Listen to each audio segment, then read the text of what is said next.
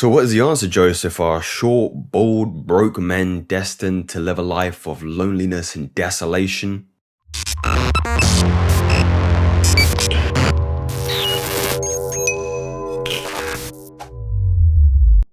Welcome, gentlemen, to another video. My name is Joseph from Masculine Theory, and in today's video, we are going to be discussing some black pill rhetoric, what it is, and fundamentally what it means if we weren't genetically gifted by God in his creation cycle, and how this impacts our dating life. So first things first, if you're familiar with the manosphere and the red pill, once upon a time you would have come across this term black pill.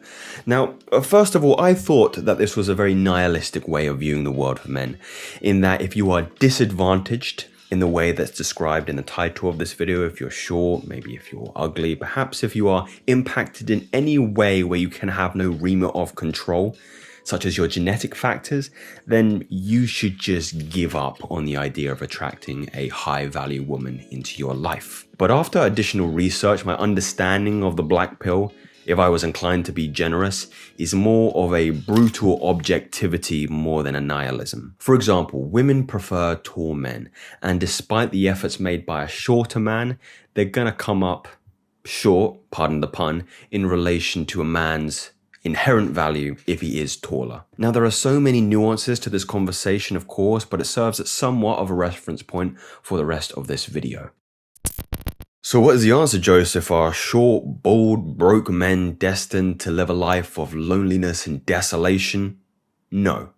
My answer is no. Now, let me first give the devil his due in this regard. Of course, if you are genetically gifted in the ways that matter for female selection, you are going to have a better time than somebody who isn't genetically predisposed to selecting a partner. I think there can be little to no disagreement in that fact. I would say that it would be disingenuous and perhaps a little bit naive for us shorter men to say that we haven't at one point in time romanticized the idea of being just a little bit taller.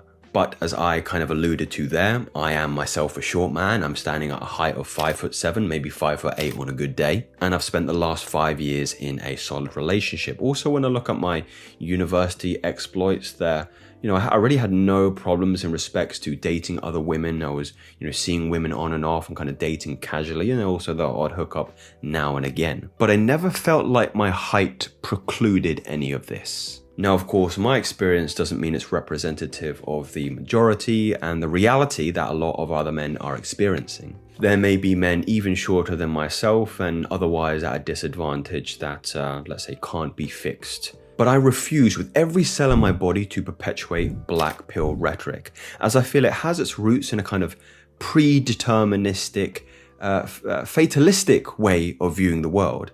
Simply put, gentlemen, there is always something you can do to improve your present circumstances, and I would have nobody else tell you anything else. It is not resourceful to believe in anything else. Now, where I believe the black pill ideologues really kind of trip up is in their targeting, is what they're aiming for in respects to women. If you ask the average nihilistic, apathetic, spotty, blue pill teenager what he would like in a woman, he would have one of three responses.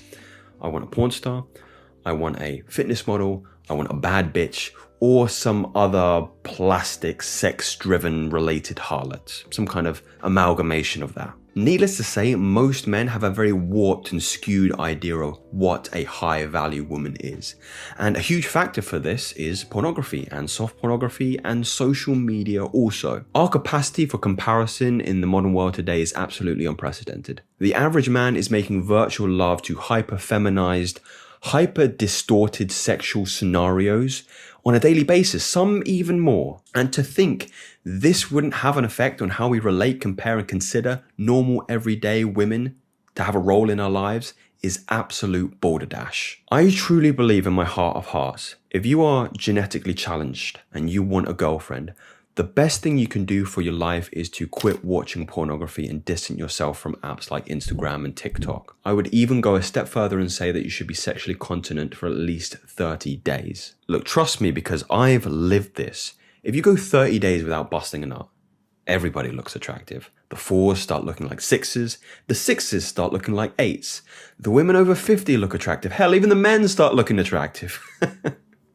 In short, heal your perception of women, and I promise you that there'll be far more opportunities coming your way. Now guys, this isn't lowering your standards, this is healing your standards. The former will make you unhappy if you lower your standards, but the latter, you'll be happy. You'll be happy by a woman that you previously conceived of being a 6, but you now perceive her as being, a 7 or an 8. When you're no longer projecting these hyper feminized characteristics that you see in pornography, like triple E tits and Brazilian butt lifts, onto normal everyday women that you see walking the streets and in the library, then you'll find the capacity to appreciate natural beauty so much more potent. Sexy collarbones, a cute smile, nice legs. This is the way we were supposed to live. But maybe you guys will be upset with me on this particular point, but I really don't feel in the grand scheme of things that height matters. I think it could be useful, and I know somebody here is going to reference a study about the correlation between success in the workplace and success with women with height, of course.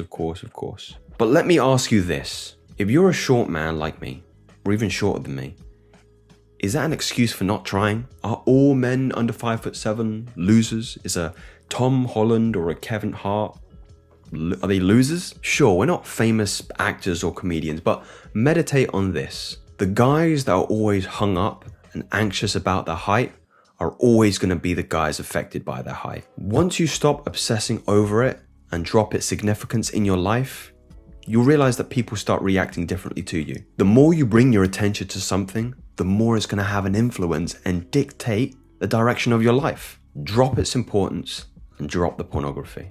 And gents, I know we didn't touch on this, but being attractive isn't the end all and be all. God, I know some ugly comics, some ugly comedians, and they absolutely mop up because they have character, they're engaging, they can relate to people, they make people, they put people, in fact, in these very emotionally heightened and receptive states of being. And if you can command social dynamics in this way, the world can fall to your feet. It really can. Anyway, gents, food for thought. If you enjoyed the dialogue, please make sure you like, subscribe, and I'll see you in the next one very, very soon. Take care, guys.